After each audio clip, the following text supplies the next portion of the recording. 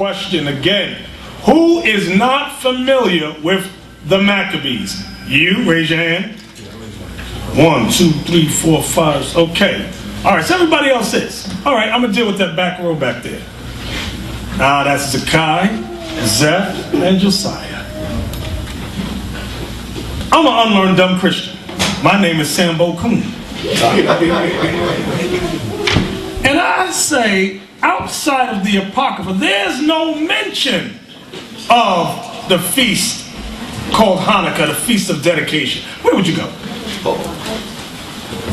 2 hands went up. 2 out of 3 went up. Come on, Josiah, I'm calling on you. Where would you go? See, y'all, what y'all got to realize about me, I'm looking for the hand that don't go up. Where would you go, Josiah? Sambo Coon, the Christian Sambo Coon just said, you're alive. There's no such holiday as that. I know the scripture, I don't know where it is exactly. It's when Christ kept the feast. Well, does that not help? John 10:22. Let's go to John 10:22. These are the scriptures you want to keep in mind. Because a Christian who has got to be the most unlearned and dumbest creature upon the earth will love to criticize because he has exalted the white man in his mind. And the white man has told him Christmas is the thing. Come on. The book of St. John, chapter 10, verse 22. And it was at Jerusalem, the feast of the dedication, and it was winter. The word Hanukkah, Zakai, means what? You don't know what it means. People always say it, Hanukkah. What does it mean? Get alive. Dedication. It means dedication. Write that down. It means dedication. So read that again, y'all. Up. And it was at Jerusalem, the feast of the dedication, and it was winter. Let you know that the Feast of Dedication is observed in what season, Leon? It's observed in the wintertime. It's observed in the wintertime. There's no such thing as Christmas. You challenge a dumb Christian, because they stupid as hell, believe me. They don't know nothing. This is the only winter holiday recorded in the Bible. Ask them, show me Christmas. Read the next verse. Let's see if Christ observed this thing. And Jesus walked in the temple in Solomon's porch. So why did he walk into the temple? To observe the feast. That's what Christ kept. Christ never kept nothing called Christmas. Okay? Okay, back to that last row back there. Where else could you go to explain the Feast of Dedication? Oh, Zephaniah. First Maccabees 4. Okay, other than the Apocrypha. Although the Apocrypha, because Sambo Coon Christian, he's saying the Apocrypha, I don't know nothing about it. Y'all got to be able to roll. Even, that's what I say. You know what I'm trying to say? What am I trying to say? Be able to cut up a simple Christian no matter what book they go to. Exactly. Which part of the Bible. So you went to the New Testament, you just shut him down. Now he still want to argue. He or she still want to argue. Where else could you go? Barnabas. Daniel 8 and 8. Daniel 8. Let me look at, before I say no, let me look at it first. No. I love saying that word, no. What else? Shut up. Help us. I was going to deal with the word Greeks. I don't know the answer for another where it says the Feast of Dedication. I don't know that, but I could bring them to Daniel 11 where it refers to the Greeks, and you don't have anything about the Greeks. Okay, this is what we'll do. I'll go back to Barnabas, because Barnabas, your answer was good, but the verse you hit was not on point. I said Daniel 8 to 11. Down to 11. Down to 11? Yes. No, you're guessing, no. But your chapter's correct. His chapter, Daniel 8, is correct, but his verse was wrong. So what we're going to do, I'm going to take us through Daniel 8, And I'm going to go through it relatively quickly for tonight. And maybe on the Sabbath we'll go through it slow. Let's start with verse 20 and 21. Then I'm going to jump up. I need y'all to write this down. Daniel 8, 20 and 21. This is the book of Daniel, chapter 8 and verse 21. 20, sorry. The ram which thou sawest, having 2 horns, are the kings of Media and Persia. So the first thing you want to write down is ram equals Media and Persia in your notes. Next verse. And the rough goat is the king of Grecia. You want to write rough goat equals king of Greece. Go ahead. And the great horn that is between his eyes is the first king. Who was the first king of Greece? Gedaliah. The first king of Greece that unified all Edom. Alexander the Great. Alexander the Great. So that's what you want to write down. The horn between his eyes equals Alexander the Great. Okay?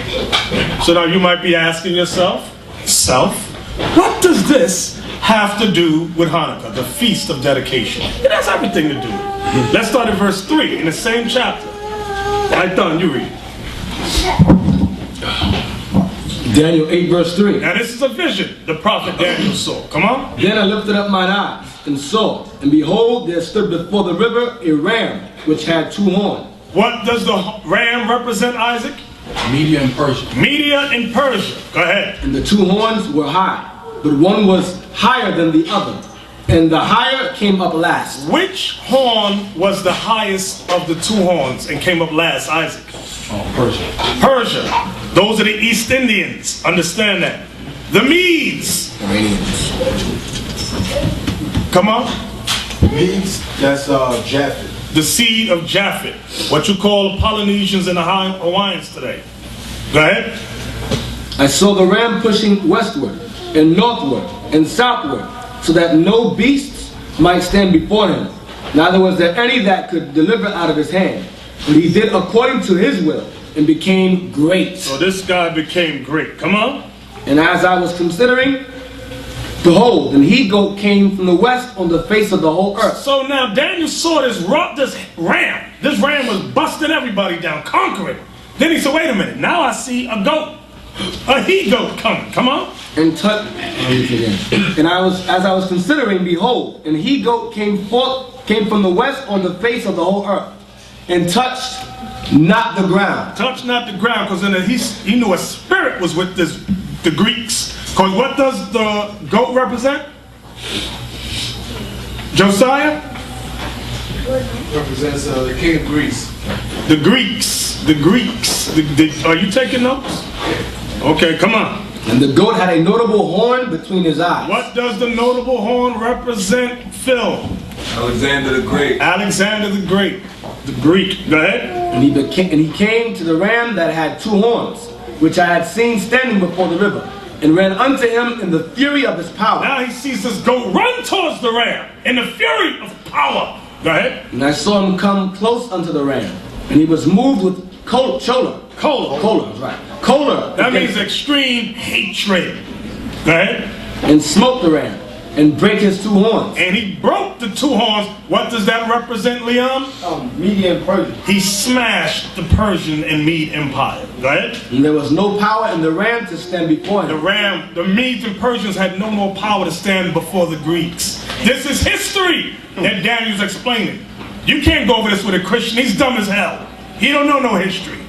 Go ahead. But he cast him down to the ground and stamped upon him. And he stamped upon the Persian Empire, the Mede Empire. Go ahead. And there was none that could deliver the ram out of his hand. Nobody could help the Persians in Mede from the white man, because the Greeks was the white man.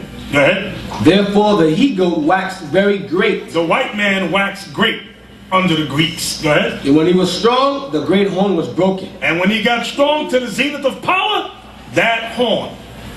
What happened with that horn? Zeph. He died. He died. of syphilis. That's the history of Alexander. Go ahead. Therefore the he-goat waxed very great, and when he was strong, the great horn was broken. The great horn was broken. Alexander the Great died in 333 BC. Write that down. He died of a bad case of syphilis. He died 32. What? He was age 20, he died 32. Right. Go ahead. And for it came up 4 notable ones toward the 4 winds of heaven. Out of Alexander came up 4 notable ones. Who can name them? Can't pronounce his name. So Lysimachus. Lysimachus. Mm-hmm. You have Ptolemy. Ptolemy. And you had Cassander. And Cassander. What did Lysimachus have? Lysimachus had Anybody know what Lysimachus? Lysimachus. What do you have? Nobody took notes 2 weeks ago? Last year. Last year this time? Thrace. Okay. What did Ptolemy have? Egypt. He had Egypt. What's the other guy? Cassander. What did he have? Cassander had Syria. Was it Syria? Gotcha. What do you have? Jan, what do you have? Macedonia. Macedonia. Seleucus was Syria. Right. Now, what verse are we at? We are in verse 8, 9. We're in verse 9. Verse 9. And out of one of them came Out of one of those 4 generals, go came ahead, forth a little horn, which was Antiochus Epiphanes. Write that down. Little horn equals Antiochus Epiphanes. Come on. which waxed exceeding great. Huh? What does Epiphanies mean? Barnabas. Epiphanes. Antiochus, surname Epiphanes. Because that's what it says in the history. What does Epiphanes mean? Phil. God manifests on earth. Write that down. That's correct. God manifests on earth. Exactly. Read on. And out of one of them came forth a little horn, which waxed exceeding great toward the south and toward the east and toward the pleasant land. And towards the pleasant land. That pleasant land is Jerusalem. Go ahead. And it waxed great even to the host of heaven. And it cast down some of the host and of the stars to the ground and stamped upon them. So those stars represented who, Josiah? Repeat that again. Those stars that were cast down represented who? Who did Antiochus cast down? The other generals. No, Zekiah. Israel. Who of Israel? The southern kingdom. The southern kingdom, Judah, Benjamin, Levi. We know? Yea, he magnified himself even to the prince of the host. And by him the daily sacrifice was taken away. And by him, the daily sacrifice was taken away. Go ahead. And the place of his sanctuary was cast down. And the sanctuary was cast down. That's what we're going to read about tonight. Go ahead. And then the host was given him against the daily sacrifice by reason of transgression. Write this down. The host that was given to him were certain wicked Israelites. We're going to read about that tonight. Come on. And then the host was given him against the daily sacrifice by reason of transgression. By reason of transgression, meaning by reason of sin, because they were wicked as hell. And it cast down the truth to the ground. And it cast down this horn, this notable one, Antiochus Epiphanes, this Greek, cast the truth to the ground. Got rid of the Bible, got rid of the scriptures. Go ahead. And it practiced and prospered. And it practiced that thing. And it prospered in evil. He prospered in evil. Come on. Then I heard one saint speaking, and another saint said unto that certain saint which spake, How long shall be the vision concerning the daily sacrifice? How long shall this be that the daily sacrifice is taken away? Go ahead. And the transgression of desolation, to give both the sanctuary and the host to be trodden underfoot. Because the Israelites were trodden under the foot of the Greeks. Go ahead. And he said unto me, Unto 2,000. Listen good to this. Unto 2,000. Unto two. How long is this going to be? One saint answered the other in Daniel's vision. He said unto what? 2,300 days. Unto 2,300 days. Go ahead. Then shall the sanctuary be cleansed. Then shall the sanctuary be cleansed.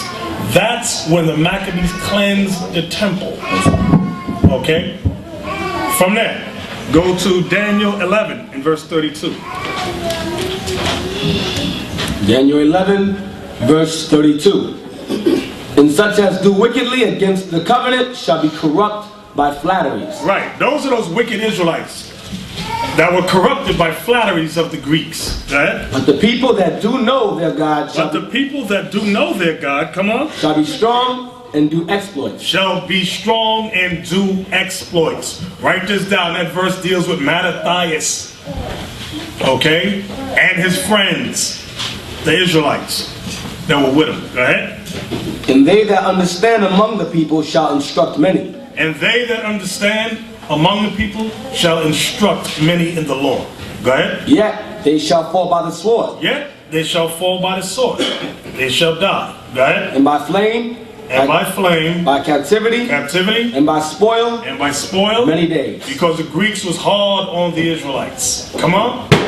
Now when they shall fall, they shall be hoping with a little help. The little help was Judah Maccabees, the son of Mattathias. That's the little help that they got. Go ahead. But many shall cleave to them with flatteries. And many shall cleave to them with flatteries. Go ahead. Was that it? I just went down to 35. That next verse. That was, okay. And some of them of understanding shall fall, And some of them of understanding shall fall, to try them. to try them. And see that when people fall, it's not always for a bad thing. It's to try the rest of the people. Who shall stand? And when you read this history, you're going to find out after Judah fell, Judah Maccabee fell and his brothers, Israel had to look around who's going to stand up next. Because when Judah fell, who came after Judah? Jonathan. The people was like, yo, we need somebody to lead this thing. We're going to read all that tonight. Was that it? No. And some of them of understanding shall fall, to try them, and to purge, and to make them white. Right, so when things happen in the body even, like Paul said in Romans 15:4, the things which were written aforetime was what? Written for our learning. That we through what? Patience and what? Comfort of the scriptures might what? Have hope. So this history is meant for us. These things will always happen in the bodies of Israel. Throughout the camps, men will rise, men will fall. But it's not necessarily, it's not for a bad thing. Just read that verse again, what you just read. Listen good to what he's saying. And some of them of understanding shall fall, to try them, To try them and to purge, and to purge them and to make them white. and to make them white, meaning make them pure in spirit. Was that it? No. Even to the time of the end, Even to the time of the end. because it is yet for a time appointed. Okay, so that vision, this vision that Daniel saw about the cleansing of the temple, about the Greeks rising up in power. Notice how the Bible jumps, okay? It goes from what? The book of Malachi to what? Matthew. To Matthew. What's missing? Who's ruling in the book of Malachi? What empire? The Persians. The Persians. Persian Medo Empire. Who's ruling in Matthew? The Romans. What history is missing? The Greeks. So a dumb Christian don't know that. Daniel prophesied about it, but you need the books called the Apocrypha to get the detailed history. First Maccabees, chapter 1. Let's start at verse 1. First Maccabees 1 verse 1. And it happened, after that Alexander, son of Philip, the Macedonian, who came out of the land of Kedar, had smitten Darius, the king of the Persians and Medes. Now, what we just read there, where did we just read that at? Daniel chapter 8. Okay, now we're reading it in detail. This shows you, that's why prior to the late 1700s, the Apocrypha was always included in the Bible. It wasn't until the Protestant whites came in power that they removed it. Protesting. Right, the protesting whites. That's where the word Protestant comes from. They were protesting against the Catholics. Come on. And it happened after that Alexander, son of Philip, the Macedonian, who came out of the land of Kedar, had smitten Darius, king of the Persians and Medes, that he reigned in his stead the first over Greece. And it's telling you that Alexander was the first king over Greece. The first king. That's why in Daniel it said a notable horn was between the eyes of that he-goat. It also said in Daniel that the first king, Right. it mentioned that. And it said that, what did it say in Daniel? Let's get that. 21. 8:21. 8:21, because it's saying exactly what we just read here. I'm going to read it. Daniel 8, verse 21. And the rough goat is the king of Grecia, and the great horn that is between his eyes is the first king. Is the first king. So what you just read out of the Apocrypha, what did it say over there, I thought?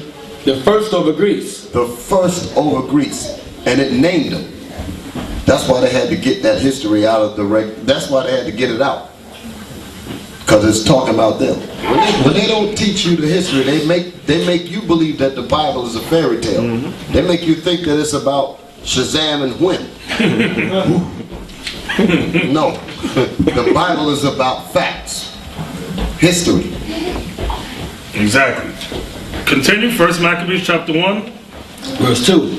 It made many wars, and won many strongholds, and slew the kings of the earth. And slew the kings of the earth. Go ahead. And went through to the ends of the earth, and took spoils of many nations, insomuch that the earth was quiet before him. When it says in so much that the earth was quiet before him, it means he conquered all the dark nations. He conquered everybody. Go ahead. Whereupon he was exalted, and his heart was lifted up. Come on. And he gathered a mighty strong host, and ruled over countries and nations and kings, who became tributaries unto him. Everybody had to pay Alexander taxes. Right? And after these things he fell sick, He got syphilis. and perceived that he should die. Wherefore he called his servants, such as were honorable, and had been brought up with him from his youth, and parted his kingdom among them while he was yet alive. Notice it says, wherefore he called his servants, such as were honorable, and had been brought up with him from his youth, and parted his kingdom among them while he was alive. That goes back to Daniel 8. What did we read? What verse was it? Bear with me a second. 8 and 8?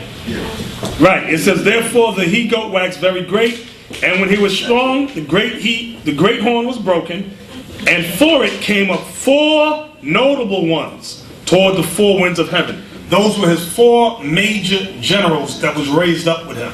That's why I said notable. Right. Okay. It's saying notable because you can read about these 4 guys in history. That's right. Seleucus, Cassandra, Ptolemy, who's the other guy? Lysimachus, the guy, the L guy. Lysimachus. Come on. So Alexander reigned 12 years and then died.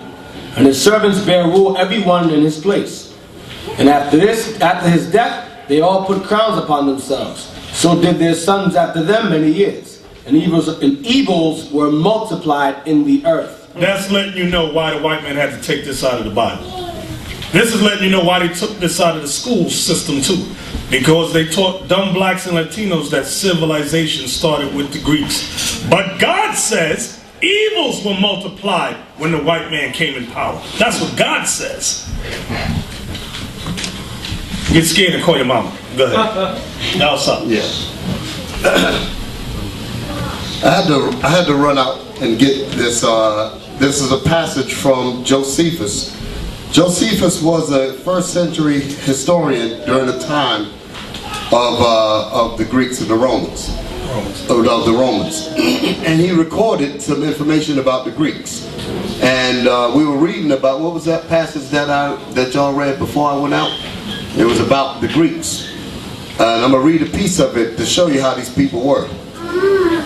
It says, and they were the Greeks. What's your Josephus? Yeah. What page and chapter? It's on page 30.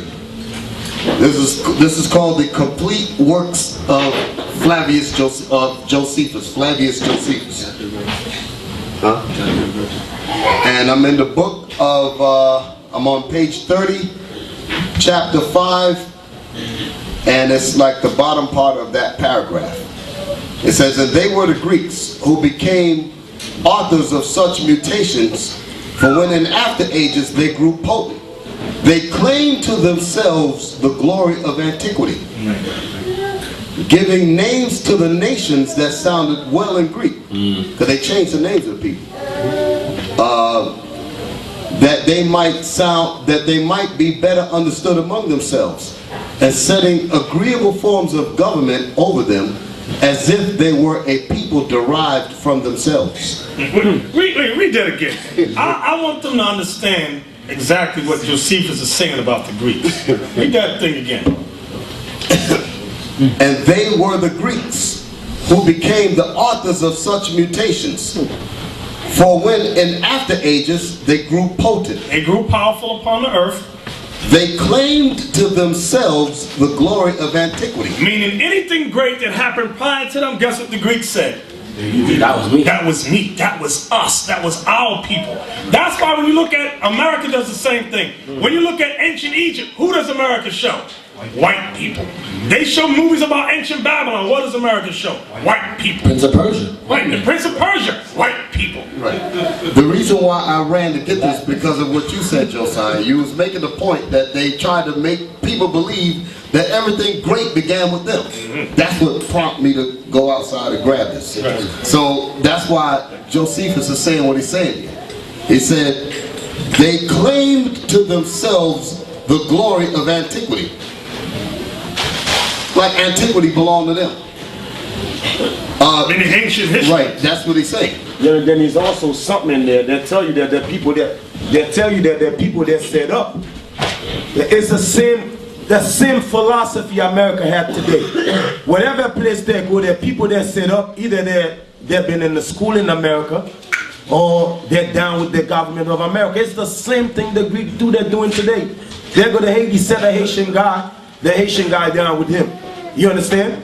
They go to Iraq, send one of the Iuic. He down, he come from the school up here. He set that thing up just like his forefathers.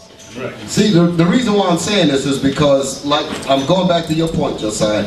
They made the point that civilization began with them and all of that. Well, if you just look at Persia, Persia was before the Greeks. They had civilization. Okay, they had civilization. I ain't even talking about Israel. I'm just talking about an empire that was before them. Okay, so I'm gonna finish this. And Alexander borrowed their fashion too. Right. When they conquered, he borrowed their fashion, how they built their temples. He copied it. When you talk about Persian rugs, that ain't got nothing to do with the Greeks. Exactly. Listen good to this. It said they claim to themselves the glory of antiquity, giving names to the nations that sounded well in Greek. That's why when a white man conquered, they always put names they choose, like Africa. Right. That's the white man's name. Egypt. Right. Egypt. Right. Ethiopia. Right. Ethiopia, exactly. Guess what? China. That's the white man's name. All of these names, it tells you why they did it. That they might be better understood among You themselves. see that? They didn't care if you understood it, as long as their people understood it. That's why when you read a lot of old books, any black person, they call them, they're Ethiopian. Burnt face. Right, burnt face. Right. That's what Ethiopian. Right. Ethiops. Right. Okay, burnt face. And setting agreeable forms of government over them, as if they were a people derived from themselves. Right, so democracy and all that foolishness started with the Greeks, the senates and all that. That was them. That's it. Okay. When you brothers and sisters are home, read chapter 1 through 4 during this season, this holiday. Okay? But since we're in class, I have limited time. So I'm just jumping to key points. There's a book, Babylon and Timbuktu. This goes into what happened to us in Spain. Because the same thing that happened to us amongst the Greeks and the Romans, the Spaniards are the same people. They did the exact same thing. So on page 128 of Babylon and Timbuktu, it says, in the year 1547, the papal office authorized the establishment of the system of the Inquisition in Portugal. The word Inquisition means inquiry or investigation, meaning those that didn't follow Christianity or Catholicism, they were either tortured or killed or enslaved. It says the Inquisition consisted of a tribunal of religious judges.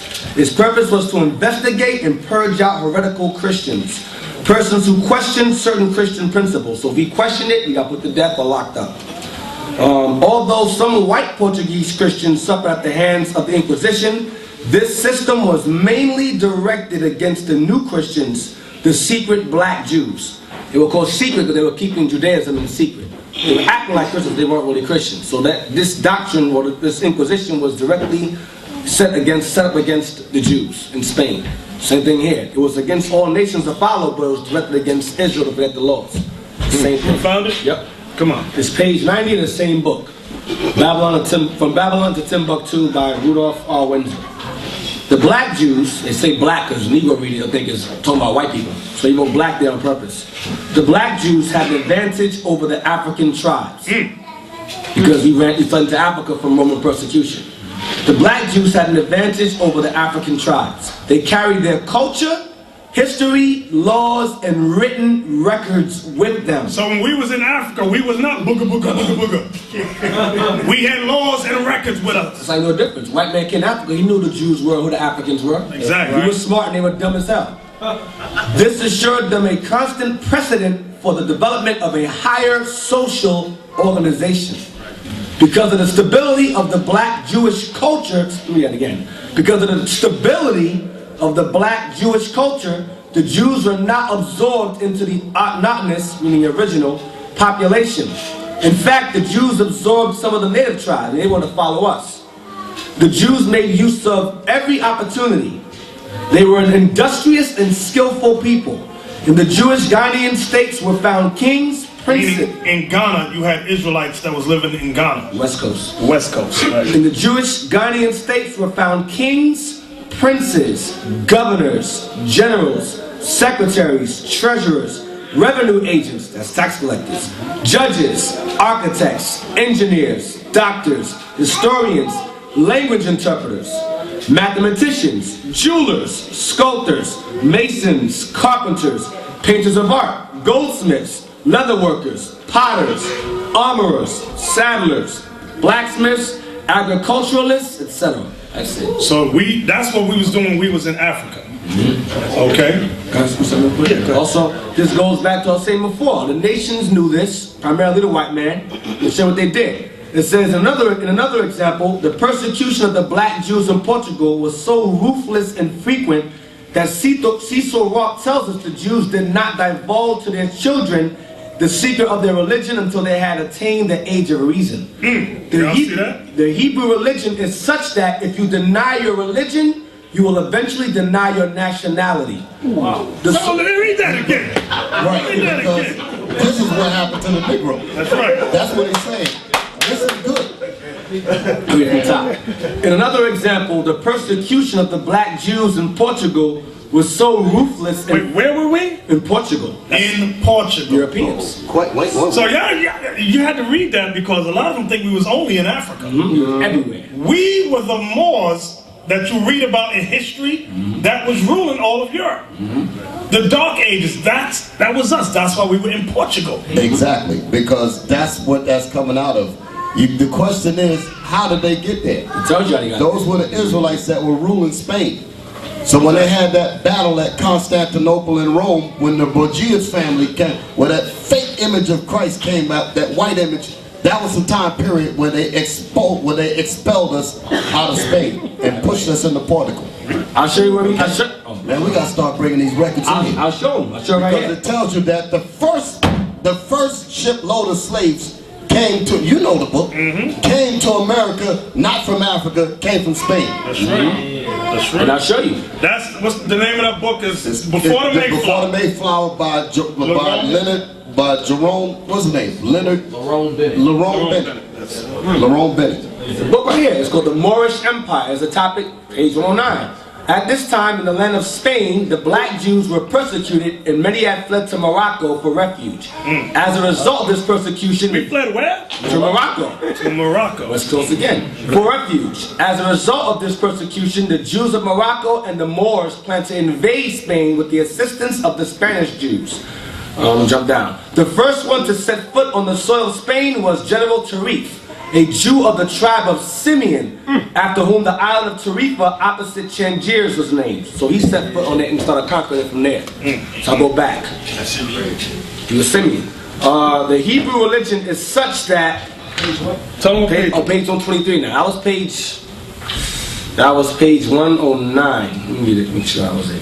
Page 109, yes. He's on 9. I'll go back. Now you're going to 123. Yeah. The Hebrew religion is such that if you deny your religion, you will eventually deny your nationality. That's because it was one and the same. That's right. It was one and the same. This goes to Psalms 83. The sociologists and psychologists know, and history has proven that if you deny your culture and nationality over a long period of time, you will totally forget it through a process of assimilation. You know why that's important? If y'all see that movie Roots, when they hung up Kunta Kinte, and he said, I got a name, and I'm going to give it to you, and you're going to like it. Your name is Toby, now say it. He said, Kunta, whooped his back. Kept whooping him till he said, Toby. Whooped it out of him. That's what they did with all our ancestors. Whoop, changed our name, changed everything so that we would deny our history, our culture, everything. That's what they did to us. Because we realize how important our name is. You understand? That's the reason why it was so hard for him to let it go. See, today we let the hell with it. We don't see the importance in hanging on to what we are. That's why we call our children Sambo Coon. Go ahead. You understand? That is the point. You got to, like what you was reading earlier about the part about they will eventually lose out. What was that piece you just read out of there? I don't. If you deny your religion, you will eventually deny your nationality. When somebody come and ask you what's your religion, they're really asking you in the sense, who are you? Because it's no such thing as I was a Hebrew, I was an Israelite, and I'm not no more. You stupid as hell. Exactly. You're the Israelites that the Bible speaks of regardless of what you act like. Exactly. Amen.